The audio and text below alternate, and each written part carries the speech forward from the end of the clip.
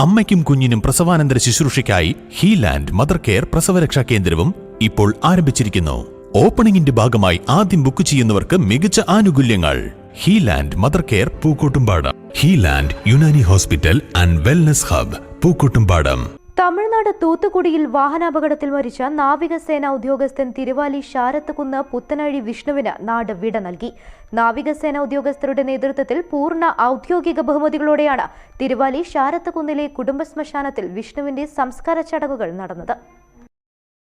ശനിയാഴ്ച പുലർച്ചെ 3 മണിയോടെയാണ് വിഷ്ണുവിന്റെ മൃതദേഹം ശാരത്തുകുന്നിലെ വസതിയിലെത്തിച്ചത്.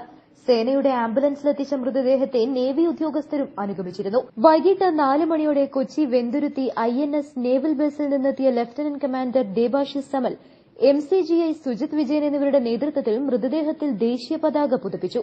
തുടർന്ന് ഗാർഡ് ഓഫ് ഓണർ നൽകി.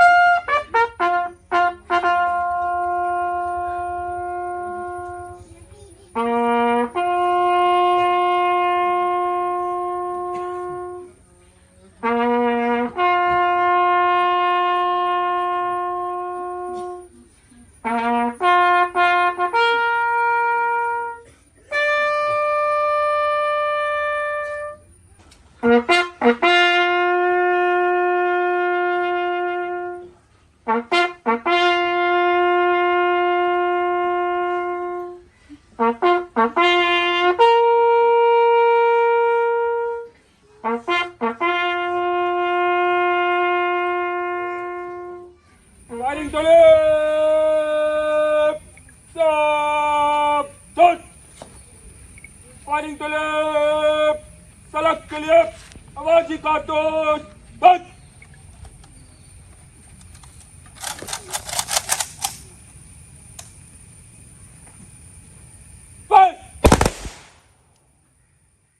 फिर बंद।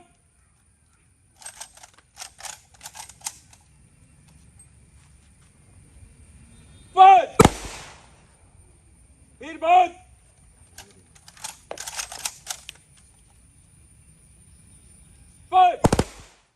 വെള്ളിയാഴ്ച രാവിലെ യോഗ പരിശീലനത്തിൽ പങ്കെടുത്ത് താമസ സ്ഥലത്തേക്ക് പോകുന്നതിനിടെ വിഷ്ണു സഞ്ചരിച്ച ബൈക്കിൽ ബസ്സിടിച്ചാണ് അപകടമുണ്ടായത്. 2 മാസം മുമ്പാണ് വിഷ്ണു നാട്ടിൽ വന്നുപോയിരുന്നത്.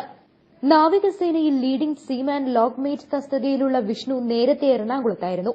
ഈ അടുത്താണ് തൂത്തുക്കുടിയിലേക്ക് സ്ഥലം മാറ്റം ലഭിച്ചിരുന്നത്.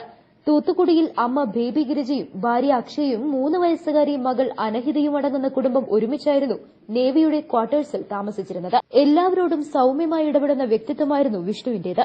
ചിരിച്ചുകൊണ്ട് ഫുട്ബോൾ മൈതാനത്തെത്തുന്ന വിഷ്ണുവിനെയാണ് നാട്ടുകാർക്ക് ഓർമ്മയിൽ എന്നുമുണ്ടാവുക. ചെറുപ്പം തൊട്ടേ ഫുട്ബോളിനെ പ്രണയിച്ചിരുന്ന വിഷ്ണു പിന്നീട് അത് ജീവിതത്തിന്റെ ഭാഗമായി മാറ്റി. അണ്ടർ 17, അണ്ടർ 19, അണ്ടർ 21 കേരള ടീമുകളിൽ അംഗമായിരുന്നു. കേരള സർവകലാശാലയ്ക്ക് വേണ്ടിയും വിഷ്ണു പന്ത് തട്ടി. ഇതിനിടയിൽ GV രാജയിൽ നിന്ന് കോച്ചിന്റെ നിർദ്ദേശപ്രകാരമാണ് നേവിയിൽ സെലക്ഷൻ ട്രയൽസിൽ പങ്കെടുത്തത്. ജോലി ലഭിച്ചതോടെ സർവീസിനായും ബൂട്ട് കിട്ടി. പ്രാദേശികമായി നിരവധി ടീമുകൾക്കായും വിഷ്ണു ബൂട്ടണിഞ്ഞിട്ടുണ്ട്.